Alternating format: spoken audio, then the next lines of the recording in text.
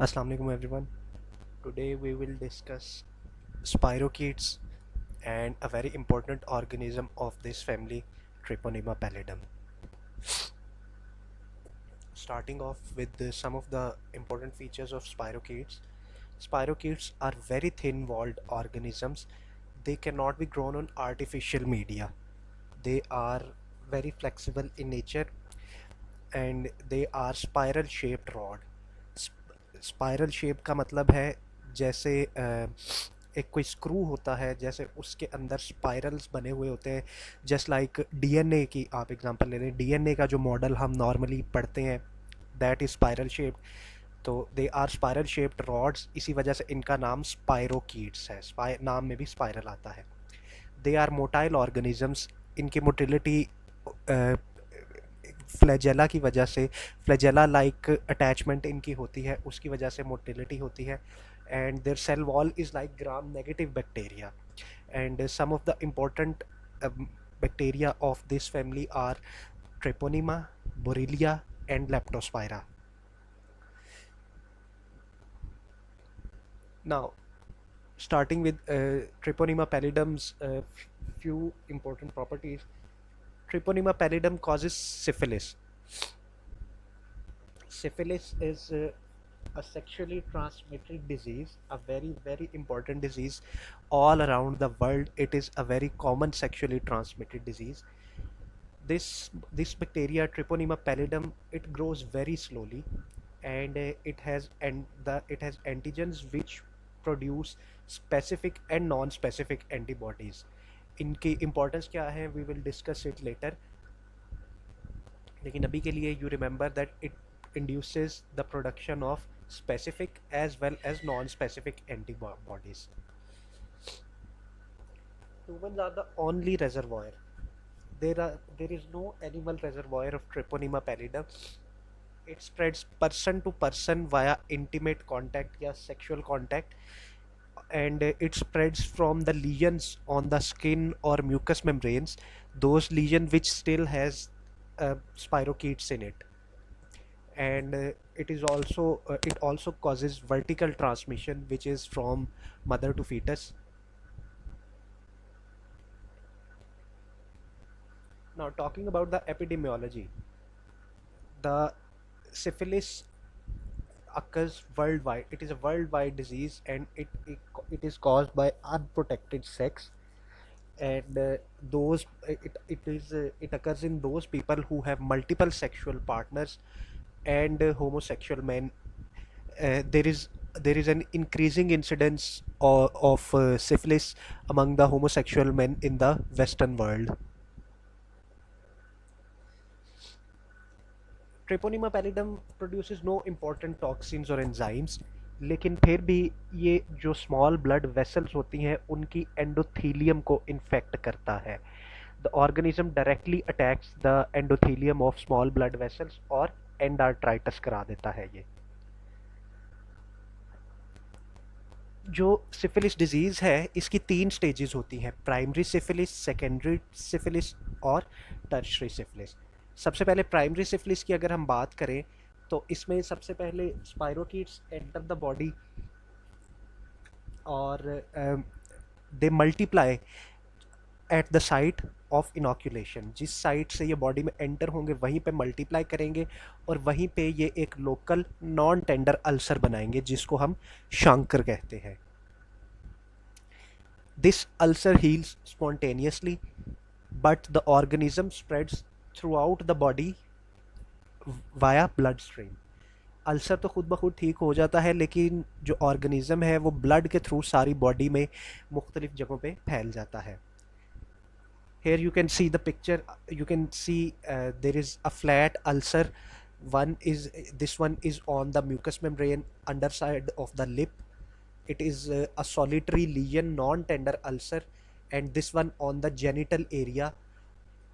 यहाँ भी आप देख सकते हैं एक सिंगल लीजन है, ये फ्लैट है और नॉन टेंडर अल्सर होगा जिसको हम शांकर कहते हैं।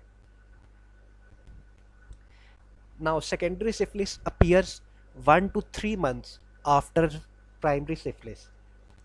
इसमें क्या होता है, मैक्यूलोपेपुलर रैश होता है, especially on palms and soles. हाथों और पैरों पे मैक्यूलोपेपुलर रैश होगा. And also there in secondary syphilis we can see moist lesions on the genitals जिनको हम कंडाइलोमाटा लाटा कहते हैं. Condylomata lata. सेकेंडरी सिफिलिस में कॉन्स्टिट्यूशनल सिम्टम्स भी होते हैं जैसे कि fever, weight loss, malaise, anorexia and generalised lymphadenopathy etcetera. Here you can see the picture of maculopapular rash is shown on palm, and in this picture you can see condylomata lata on the genital area.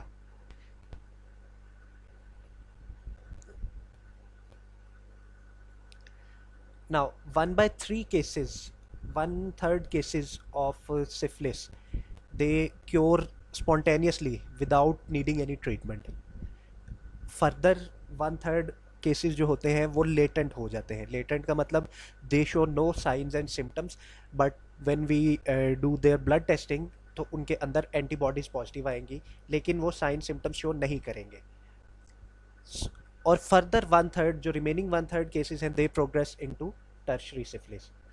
Tertiary syphilis में skin और bones पे granulomas बनते हैं, उनको हम gamma कहते हैं. Skin और बोन्स पे ग्रेन्युलोमास बनते हैं which are called gummas. In tertiary syphilis CNS और cardiovascular involvement also may occur. The CNS, if CNS is involved, that is called neurosyphilis. And then congenital syphilis. Congenital syphilis, as the name suggests, it spreads from mother to fetus across the placenta. And इसके बहुत typical signs होते हैं Hutchinson teeth, mulberry molars and saddle nose. वो क्या होते हैं अभी हम दिखाते हैं आपको.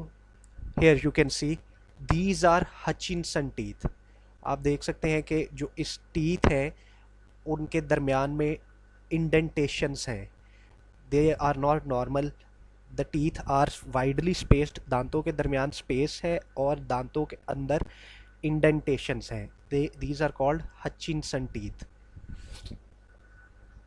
And in this picture you can see mulberry molars. Molars में आप देख सकते हैं मोलर्स की शेप मलबरी यानी कि शहतूत की तरह आप देख सकते हैं उसमें हुई हुई है इस पिक्चर में. This is mulberry molar. And in this picture you can see saddle nose. Especially if you closely look at the nose, आप देख सकते हैं कि नोज जो है ब्रिज से यहाँ से डिप्रेस्ड है एंड देन अगेन वो आगे को आई हुई है. सैडल की तरह नोज जो है वो दरमियान में से डिप्रेस्ड है. This is called saddle nose. So these are few of the signs of congenital syphilis. इनमें से especially Hutchinson teeth and mulberry molars, they are very very important. Now talking about the lab diagnosis. इसको lab में diagnose करने के different तरीके हैं. जैसा हमने शुरू में बात की थी कि इसको आर्टिफिशियली हम कल्चर मीडियम पे ग्रो नहीं कर सकते, so that is very difficult for us to diagnose using culture techniques. So first of all हम माइक्रोस्कोपिकली इसको देख सकते हैं. हम डार्क फील्ड माइक्रोस्कोपी यूज़ कर सकते हैं या डायरेक्ट इम्यूनोफ्लोरेसेंट एंटीबॉडी यूज़ कर सकते हैं. सेकेंडली हम सीरोलॉजिकल टेस्टिंग करते हैं. सीरोलॉजिकल टेस्टिंग में जैसा कि आपको पता है कि हम एंटीबॉडीज़ डिटेक्ट करते हैं, तो सीरोलॉजिकल टेस्टिंग में भी इसमें दो तरीके हैं. As we had discussed earlier कि ये स्पेसिफिक एंटीबॉडीज़ भी पैदा करता है और नॉन स्पेसिफिक एंटीबॉडीज़ भी बनाता है. सो स्पेसिफिक एंटीबॉडीज़ के लिए अलग टेस्ट है हमारे पास, नॉन स्पेसिफिक एंटीबॉडीज़ को डिटेक्ट करने के लिए अलग टेस्ट है. स्पेसिफिक एंटीबॉडीज़ के लिए हम इम्यूनोफ्लोरेसेंस टेक्निक यूज़ करेंगे जिसमें एक टेस्ट FTA एंटीबॉडीज़ है, FTA-ABS, या हीमोग्लूटिनेशन टेस्ट करेंगे. हीमोग्लूटिनेशन टेस्ट ये TPHA यानी कि Treponema pallidum हीमोग्लूटिनेशन essay.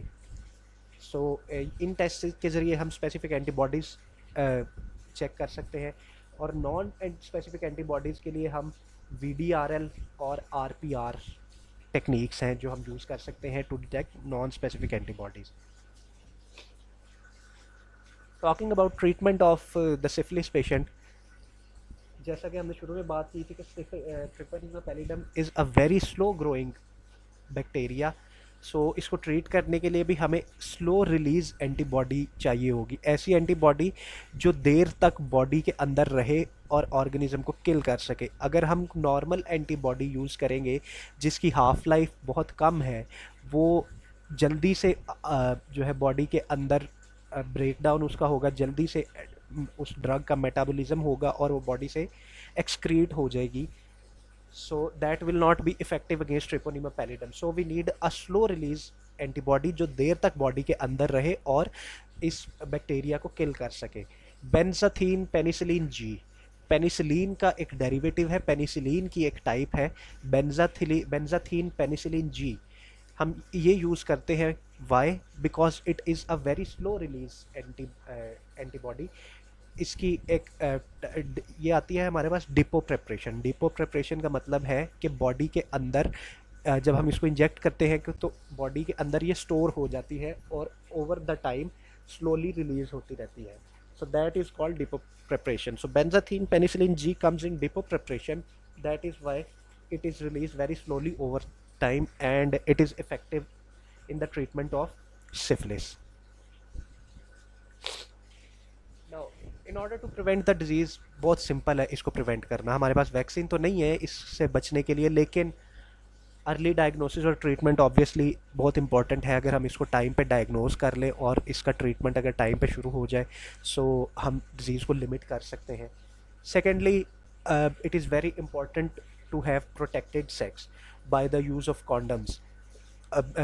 As we discussed earlier, it is spreading due to the use of due to having multiple sexual partners. So it is also very important to keep a single sexual partner in order to prevent this disease. That will be all for today. Kindly lecture सुनने पूरा lecture सुनने के बाद अपनी attendance लगा दीजिएगा। Thank you very much.